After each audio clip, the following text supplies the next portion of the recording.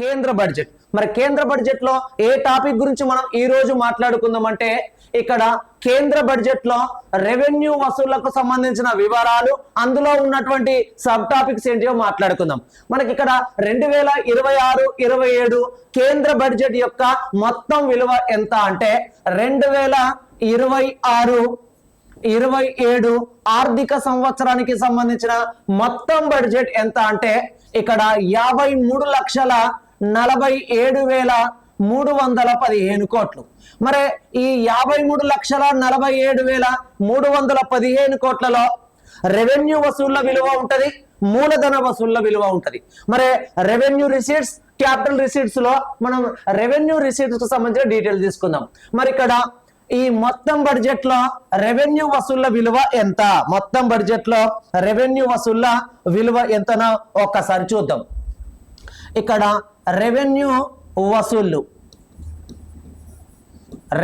వసూళ్ల విలువ ఎంత అంటే ఒక్కసారి చూద్దాం. 35,33,150 కోట్లు. మరి ఈ రెవెన్యూ వసూళ్లలో ఏ ఏ అంశాలు ఉంటాయి అంటే, రెవెన్యూ వసూళ్లు అనేవి మనకు రెండు రకాలుగా కనబడడం జరుగుతుంది. రెవెన్యూ వసూళ్లు అనేవి మనకు రెండు రకాలుగా కనబడతాయి. ఒకటేమో పన్ను రాబడి, రెండవది వచ్చేసి పన్నేతర రాబడి. మరి ఇక్కడ ట్యాక్స్ రెవెన్యూ అనుకోవచ్చు, అదే విధంగా నాన్ ట్యాక్స్ రెవెన్యూ అనుకోవచ్చు. మరి ట్యాక్స్ రెవెన్యూ ద్వారా ఎంత ఆదాయాన్ని జనరేట్ చేయడం జరిగింది అంటే ఇక్కడ ఒక్కసారి చూసుకుందాం. 28,66,922 కోట్లు. అదే విధంగా నాన్ ట్యాక్స్ రెవెన్యూ యొక్క వాల్యూ ఎంత అయితే తీసుకుందాం అంటే ఇక్కడ 6,60,228 కోట్లు.